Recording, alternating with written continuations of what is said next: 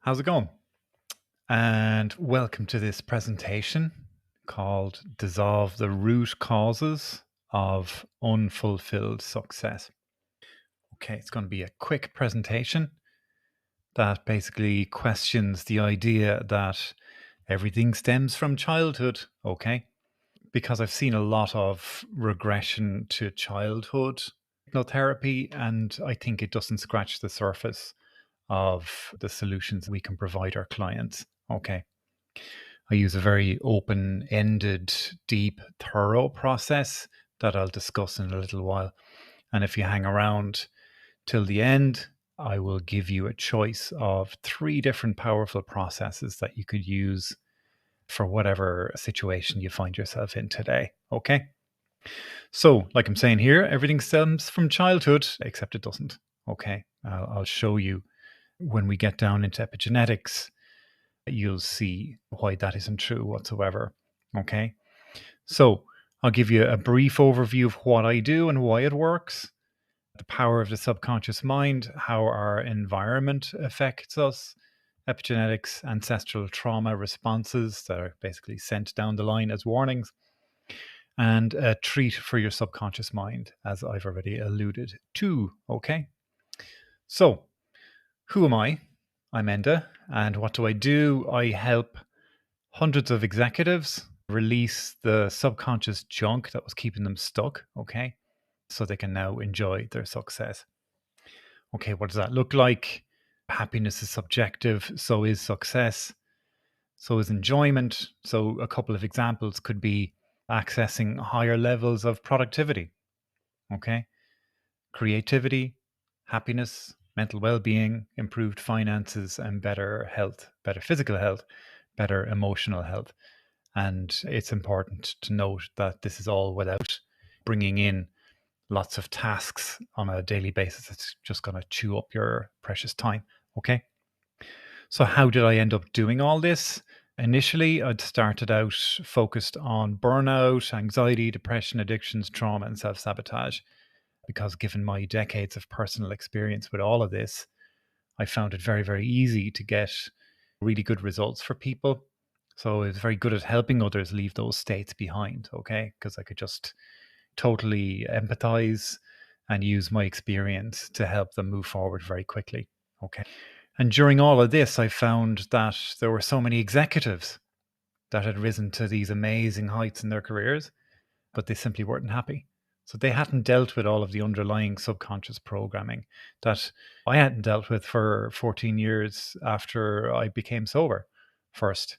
So, I knew I had something to offer here. And it wasn't something that, again, was going to take up loads of time. It was just like a very quick solution, which is why I ended up calling my process the performance switch. Okay. So these executives weren't happy, right? Coming back to the point here. They were exhausted, stressed, and wasting way too much precious time, energy, and money trying to feel better. Okay. So their lives, however fantastic they looked from the outside looking in, all looked great, right? But despite their smiling faces, they had a sense that something was off. Okay. They're just going through the day on autopilot, not exactly savoring their success and their garage full of cars and boats and amazing houses and beautiful wives and husbands and children and all this kind of stuff. And they're just basically going through the emotions, but just not enjoying it all. So I thought to myself, if only they harnessed the power of the subconscious mind and really changed the programming and jettison the old stuff that they got from their parents, grandparents, great great grandparents, and further back without even knowing that they're pre programmed. And we'll come to this when we talk about epigenetics. So I started helping these higher level clients because I love tackling bigger problems. Okay. If I can help these people tackle huge problems that they're dealing with and that they're at such a level that they can then affect thousands, if not more, of people, then for me, that's high leverage. But to do this, I didn't offer coaching, okay? Because most of them had done all that stuff already, all the doing based things. What does that look like? Well, after tapping out from doing all this kind of stuff, The executive coaching, months and even years of that, talk therapy again. I've had clients 3-4 years in spinning their wheels. Feel good retreats that after the glow wears off, the subconscious programming still remains. The insane morning routines, 3:30, 4:30 a.m. on the treadmill, all the bulletproof coffee, biohacking, endless exercise routines, all kinds of productivity hacks. You're probably aware of all of this stuff. I did a lot of that stuff for a long time. And it's an exhausting cycle, right? It gets you to a certain level. And then to go beyond that, if there's something holding you back at that point, it's definitely down to your subconscious programming. Okay. So instead of coaching them into doing more time consuming, doing based activities, I chose to work instead directly with their subconscious mind. Okay. So we can move the needle super fast when we work that way. So, like I said already, I'm going to offer you a choice of 3 powerful subconscious processes that will meet you where you are today, right? But for the moment, let's just talk about the subconscious mind, right? So, just imagine, like we have here, it's like an outdated app on your phone. Okay, it might work fine, but in reality, it's slow and buggy. Okay, it could be better. It's inefficient and it's frustrating to use. But what happens the moment you update that app to the latest version? Well, when you update it, it immediately becomes faster and easier to use. Okay, it looks and feels totally different and it runs better in every way. Okay, so your brain is like that too. All right, believe it or not, your brain is running a bunch of outdated programming and scripts that no longer serve you. Okay, so no matter how hard you work, when your subconscious mind is full of this outdated, buggy programming, you might be pushing hard, but you don't get anywhere. Okay, it's like trying to move a mountain. So all the doing in the world won't be enough. It's actually an inside job. Okay, so that's why we clean out the mental junk that's holding you back. Because when you release all of the unhelpful patterns, barriers, past traumas, stresses, anything else that's sticking you, and we create that space, then we allow so much good stuff to come in to occupy that space. Okay, and when we work in these processes, we actually clear that space and we're very careful about what we allow to come in. We don't just allow anything in, we allow what you want to come in, if that makes sense. And because we're careful about what we choose to replace all of the junk that we're clearing out, all of the good things we bring in, as bringing in money, confidence, calm, alignment, peace, and so much more than that. Okay? So, to give you an idea of how powerful the subconscious is, and why we're choosing to work with the subconscious, this is just a quick little graphic just to show you that your brain is inundated with 2 million bits of data per second from your environment through the 5 senses. But your conscious mind, this little puny thing down here, can only process 130 bits at best per second. So you end up with all this junk clogging up your subconscious mind because your subconscious can process 11 million bits per second, 5 times the amount that your environment is throwing at you. Consciously, we're totally unaware of this. Here's our environment, there's the subconscious mind. Okay, so it's massively powerful. So that's why we choose to work with it instead of let's talk about our mental health kind of stuff. Okay, so let's choose an example here, right? Alcohol. Okay, so alcohol causes brain damage, cancer, weight gain, premature aging, and makes us die early. Okay, and most of us know this. Many successful executives know this. So why do they drink it? Why is alcohol such a big part in our lives? Well, it's peer pressure, right? And programming and conditioning. Because many of us live in a world that actually glorifies alcohol. So, from the boardroom to the golf course, from champagne celebrations to the casual daytime beer, alcohol is portrayed as the elixir of success. But have you ever stopped to question why that is? Like, why is this toxic substance so deeply embedded into our culture? Now, you might think alcohol is a necessary evil in the corporate world. It's like a tool for networking and sealing deals. But let's challenge that notion, okay?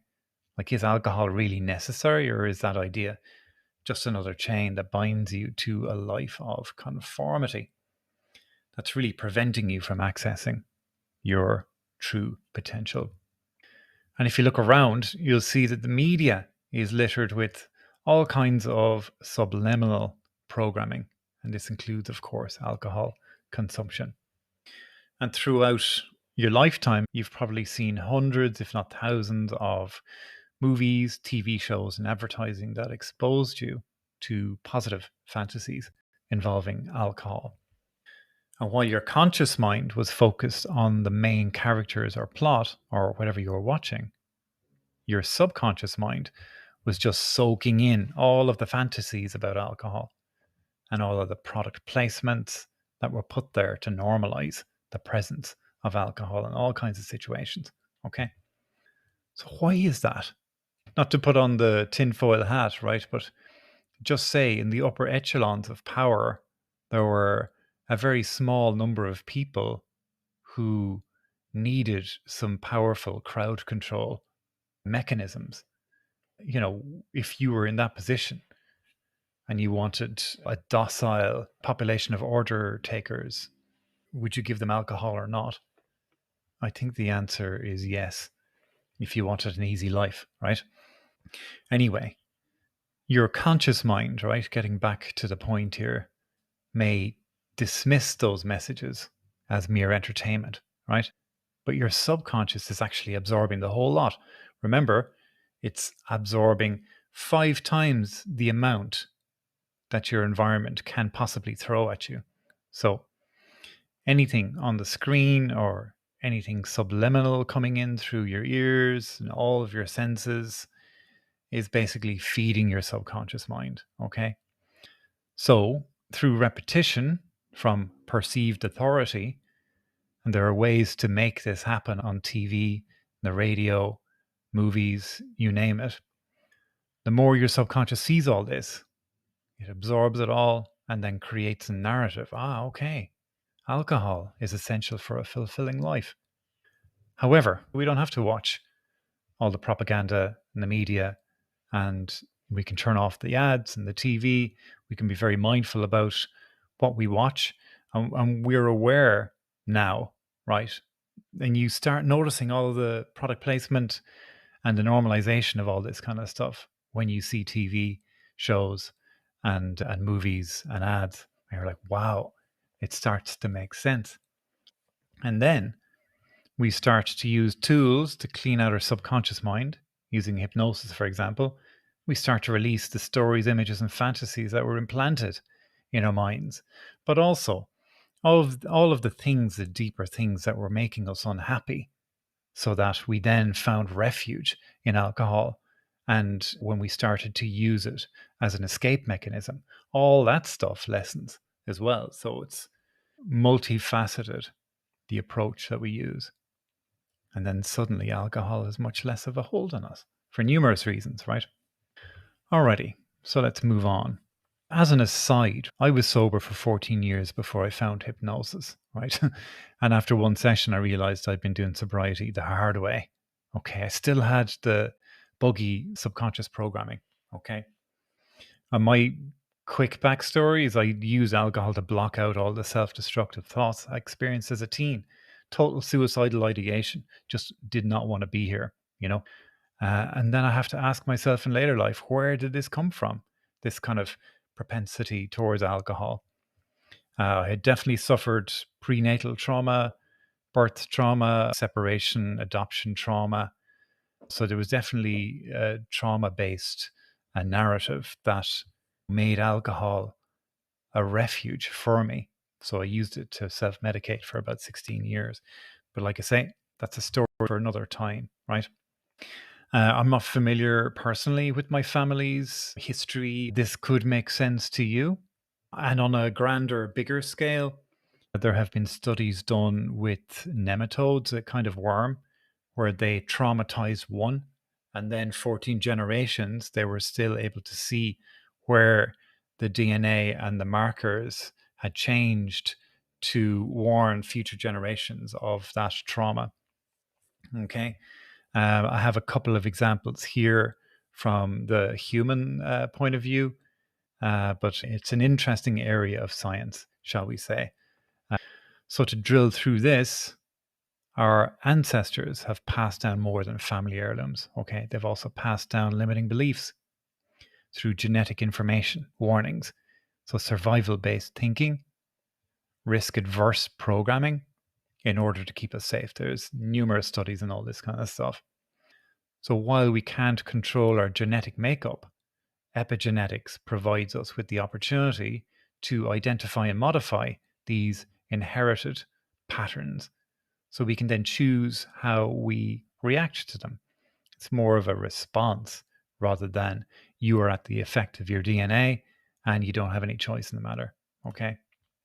So epigenetics explores how our environment and experiences can influence the expression of our genes without actually changing the underlying DNA sequence. So the sequence remains, but how we express it can change through epigenetics. And like I say, when these changes are passed down through generations, it means the experiences of our ancestors may still be affecting us today. So if you think about the nematodes example, and then you go, okay, what would it look like going back 14 generations as a human? It's like over 1,000 years. Were we living our best lives for the gram, or are we in survival mode back then? What does survival mode look like now? It could look like fear of expressing yourself fully in a world of mediocrity. Something could have happened in previous generations that made you risk adverse. And what does that look like today? Well, it could make you limit yourself out of fear. And that could be fear of failure. It could be fear of the responsibility that comes with success because you don't think you have what it takes. So all of these warnings could be passed down in your genes and you're not even aware of that. Okay. So one example of this is the study of the descendants of Holocaust survivors. Studies have shown that these individuals have alterations in stress hormone regulation. Okay, and this can be traced back to their ancestors' traumatic experiences. So they are constantly scanning their environment for danger. So another recent case is the Dutch hunger winter, a period of famine during World War II. So pregnant women who experienced malnutrition during this time had children with an increased risk of obesity, diabetes, and cardiovascular disease later on in life. And this pattern persisted even in the grandchildren of these women. Why? Well, they're overeating for fear of lack because they were programmed, right, while they were in the womb by their mothers, which goes to show that the programming is happening all the way through. So once we understand this, we can incorporate this into our practice. And using the correct techniques, we can then release those ties to our ancestors. So imagine, if you will, a deep cleanse for your DNA. We're not changing the DNA, we're changing the way we respond to it, which allows you to break free from the shackles of those inherited limitations. Because you can then rewrite the expression of your genetic scripts and then create a more empowering narrative. So, like I say here, I could talk about this all day, but instead, I want you to experience a subconscious process for yourself. And like I've already said, I don't use regression to cause here because, in my opinion, that's a super limited way to approach an issue or block. And I hope you can see that now, given what we've already discussed. Okay, and just finally on that, it's a very popular method. You see it in Mind Valley, you see it everywhere. To me, it does people a disservice because it excludes the possibility that the issue is much deeper and much older, and it misses it completely. So instead, the way I work is I ask the subconscious mind to search for and release. It could be anything and everything. It could be real or imagined, known or unknown. It could be from any level, layer, or lifetime. It could be from any universe, dimension, reality, or anywhere else I've not mentioned. Okay? From anywhere. Because you've already seen how powerful the subconscious mind is. So it knows it can go anywhere. It can be anywhere. Time, space, all of these man-made constructs don't limit it in any way whatsoever. So when we give it the full scope and allow it to go and do its thing without telling it where to go because we know better, right? No, we don't know better. Your subconscious mind knows best, okay? So when we let it off the leash, we simply allow it to create the very best possible solution for you, okay? It's more than qualified. It's better qualified than we are, okay? And you are more powerful than you know. So the final slide, right? I want to give you 3 choices here. I want you to ask me for the subconscious process that best suits your needs today, okay? So number 1, help with burnout and stress. Number 2, rebalancing life and business. Number 3, enhanced clarity and focus for better communication. And so ask yourself, if you could get anything out of this process, what would it be? So no limitations whatsoever.